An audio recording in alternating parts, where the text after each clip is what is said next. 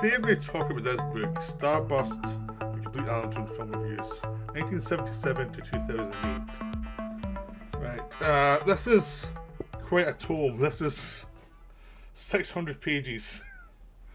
And you get lots of reviews, you get lots of images.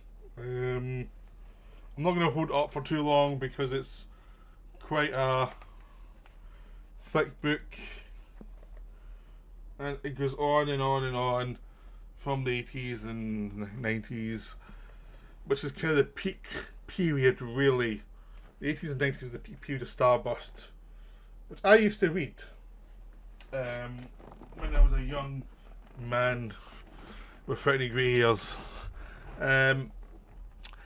So this interested me because I used to read it a lot over time. When basically from the period of like the kind of near the 80s when I was still in school, to the time I went to film school, and then I wasn't buying it as much, but I'd read some. I'd buy it sometimes even then. I think I was still reading it till about 95 actually, on and off. And then there's other times that I'd been issued when I read, but it was kind of thing was I'd read. So reading over this is like there's some reviews I remember very clearly, and there's other reviews I wasn't around when they did reviews, and there's other stuff from before I started reading it, because the book's made up of from when he started writing for Starburst, which was like intermittently at the start, and then he became the lead reviewer at a certain point. So he was reviewing everything, and then at a certain point it was more intermittent again. But if you read Starburst at a certain time, he was Mr. Film Review guy for it. Starburst was a magazine about fantasy, and there were certain things you could rely on in the magazine. So you had like the things to come section, which was all about the rumours of what's happening in the film world, like what films are going to get made, what films are being developed, what films were cancelled and why were they cancelled, and you know, she had various things about the strange development of RoboCop 2 well before the film came out. You had various things about the development of the Batman series and everything else. You had that section. You had John Brosnan, it's only a movie section in the back page where Brosnan would annoy so many people with his controversial views regarding science fiction. A lot of it had been rubbish, and it was always enjoyable because it always wound people up so badly. Even if you disagreed with him, it was always fun to watch him wind people up. And he's a author, and a lot of his books were actually good. I read them. And you had interviews with different people, and you had like some TV and some film. I was more interested in the film stuff. The TV stuff, I mean, science fiction in the late 80s, early 90s was not great for TV. A lot of it was bland garbage, really. You'd have, like, if you're a fan of Star Trek Next Generation, you'd play, oh, this is great. But Doctor Who had finished, or was finishing at the time, and it was going to be out for, like, over a decade. You know, the Star Trek spin-offs, but I couldn't care less about them.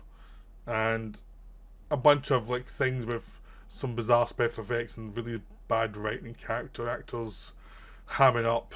So it was more the film stuff. The film stuff in the early 90s was all really interesting. It was coming off after the Back to the Futures, the Batmans, the James Cameron stuff. That's where the interest was. So Jones was there at the time, interviewing those people and writing reviews of the films, both the good and the bad. Now, he was a very passionate reviewer, which meant sometimes he'd get things really wrong, and sometimes he'd get things really right, and sometimes he'd notice films that were excellent that were getting a bad shake from the critics who were trying to be respectable.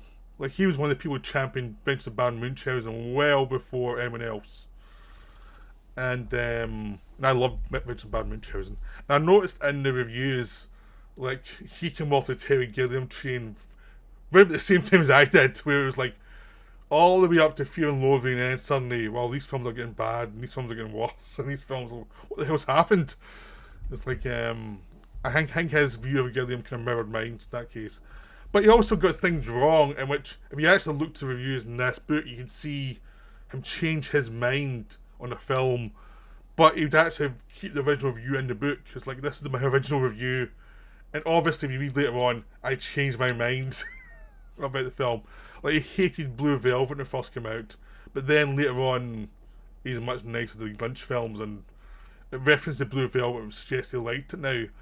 There was there was just a bunch of films where he would get it wrong. Like, he really hated Army of Darkness for some reason. And that was the thing. I remember Army of Darkness coming out, and I loved Army of Darkness when it came out. I'd seen Evil Dead and Evil Dead 2. I loved them, but I liked Army of Darkness as well. But a lot of the critics who were the 80s horror critics hated Army of Darkness because there was Sam Raimi turning his back on him to do this weird fantasy film. And they just never seemed to get what the joke was in that film. So there was that kind of thing where, yeah, he could miss by a mile. There's also films like From Beyond, which in the original review he seemed to hate, and then later on, Stuart Gordon films seemed to suggest he really liked From Beyond now. In other words, sometimes he was capable of having an initial view and then looking at it later and saying, oh, I was wrong about that. You know, which you kind of have to do if you watch films. Sometimes you're in the wrong mood for a film when it first comes out, you don't get it, and that's it. And then later on, it's like, oh, I get this now. And sometimes there's some reviews where he likes a film, but he seems to like it for a bizarre reason. You know, that's the way it goes. But that's opinions. We all have these opinions, and sometimes they're wrong. I have been told myself that I have opinions and no one's a clue what I'm going to like or not like at one point or another because I have strange opinions apparently. But the film, the book's very enjoyable to look at. I have not read through every review, but I've went through quite a lot. I remember quite a lot from the time. So it's quite, nostalgia-wise, it's quite interesting looking back at them, where, because he was reviewing films at an interesting time for the genre, where there was lots of peaks that now people might not remember as much, because it's just like, oh, that was 30 years ago, you know, and you only remember, like, from 30 years ago, you only remember the good stuff, you don't remember the bad stuff, or the films that flopped, or the films that completely failed at the time and then come back later, you know. Because there's lots of films that are hated when they're released and then they come back and they're viewed as really good. I mean, there's another one in here that he's sniffy about, which is, he's generally sniffy about John Carpenter post The Thing. He doesn't like those films. I adore those films, so I'm going to be different. He gets it completely wrong on Big Trouble in Little China, In the Mouth of Madness, all that stuff. He just gets it all wrong. But it's like, it was again, as a certain period of a certain director, like, views past their peak, and even They Live he's a bit sniffy about, but that's fine, it's just an opinion. But it's interesting to look at that. But then you get things like he was really high early on in Tim Burton, and even later on he seemed to be still high in Tim Burton, while still saying some of the films didn't quite work as well.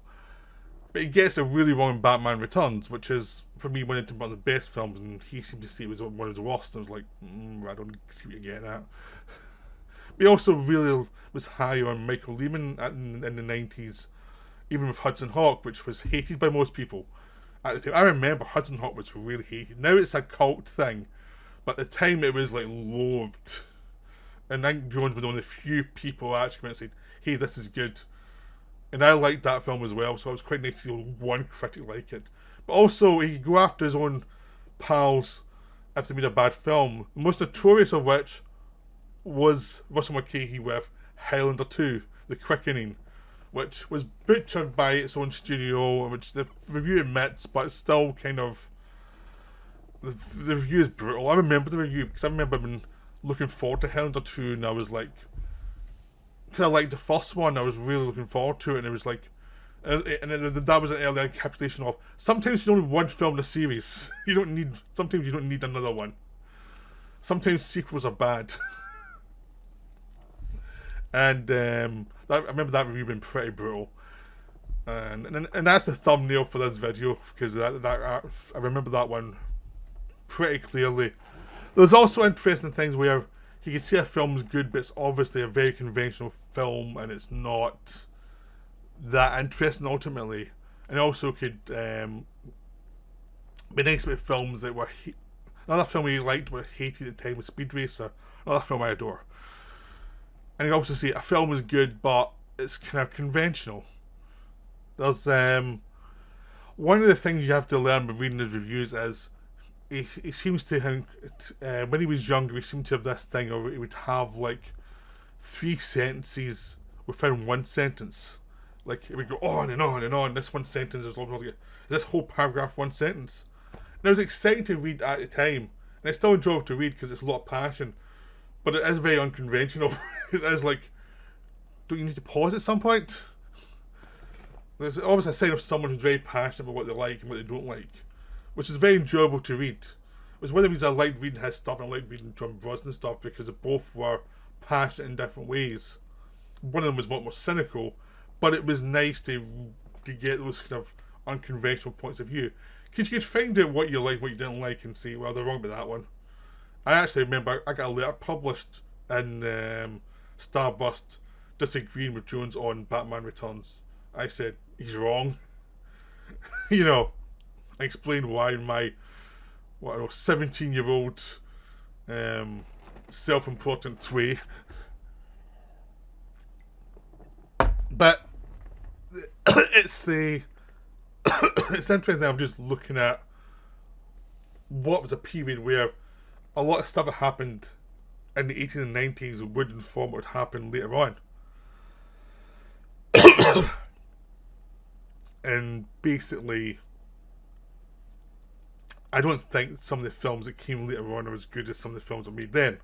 I think they had more personality. They had to work harder at the films, but they had more personality. It doesn't say every film they made now is bad. It's just like it had more personality in the past. They had to do stuff with like rubber special effects and limited sets, and that had been more inventive, and it was a more exciting time because you didn't know.